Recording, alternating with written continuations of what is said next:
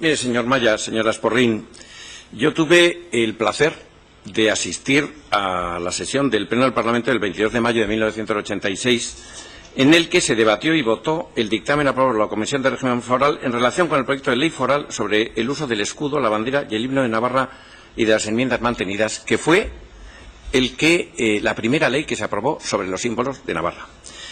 Y en aquel debate, cuyo diario de sesiones les presento aquí, y que les recomiendo que lo lean porque fue un debate sereno, un debate muy interesante, un debate en el que no se hurtó la cuestión de la ikurriña, sino que expresamente salió, pues tuvo el efecto de, ya digo, aparte de ser un debate ilustrativo, que además hay alguna frase que me hace gracia, esto dice, y esto no porque el antecedente haya que necesariamente que observarlo, sino porque cuando lo anterior es bueno, conviene seguirlo.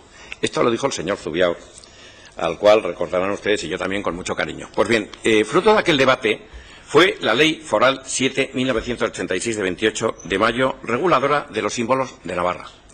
Pues bien, aquella ley se aprobó por unanimidad de todos los grupos. Después del debate, después de debatir sobre la ikurriña, contó con el voto favorable de todos los grupos. Ni un voto en contra, ni una abstención, de todos los parlamentarios presentes ese día. Y esa ley permitió que, por ejemplo, el actual presidente de UPN pudiese respetar la voluntad del pueblo de Aoiz expresada en referéndum de que la ikurriña se exhibiese en el balcón y en el salón de sesiones o de pleno del Ayuntamiento de Aoiz, por ejemplo. Es decir, esa ley tuvo de bueno primero que se aprobó por todos. Nadie votó en contra, pese a ese debate. Y consiguió que se pudiese respetar la voluntad de los pueblos. Atarrabia, saben ustedes, que había votado también por referéndum la colocación de la ikurriña. Pues bien, desde entonces hubo quien no descansó para ir modificando esa ley, tratando de introducir la penalización, el castigo, la prohibición, etc. Y nunca jamás consiguió esa modificación de la ley la unanimidad. Entonces, yo lo que les pido, señores de UPN y señores del Partido Socialista, que se relean aquel debate, que se den cuenta que la realidad de la ikurriña es una realidad por encima de esas consideraciones que hacen ustedes, identitarias, etcétera, de obsesiones, etcétera y tal, porque ya entenderán ustedes que lo de la obsesión es fácilmente entendible, sobre todo cuando ya les digo que el ejemplo está en esta unanimidad, y a partir de ese momento se pierde la unanimidad precisamente por la obsesión de tratar de impedir la exhibición de una bandera que tendrá el significado que tenga para los que la quieren, y ya está, y no tiene más alcance, como hay otras más banderas y símbolos.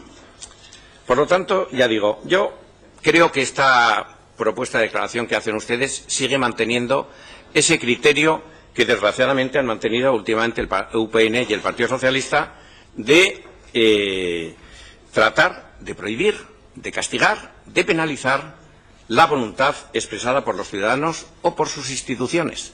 Y, por lo tanto, como nosotros estamos más de acuerdo con esa filosofía que supo unar la unanimidad de todos los grupos políticos del Parlamento de aquel entonces, nos encantaría que ustedes también hiciesen un examen de conciencia sobre si su contribución está relacionada con la obsesión suya o con la que nos atribuyen a nosotros.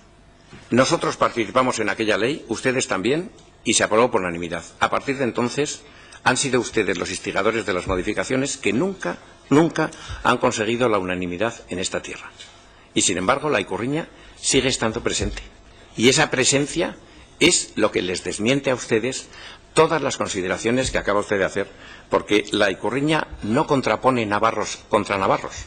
La ikurriña es un símbolo que es querido por miles y miles de navarros. Y el debate está en si respetamos esa libertad de los navarros de conseguir la exhibición de un símbolo que quieren o no. Nada más.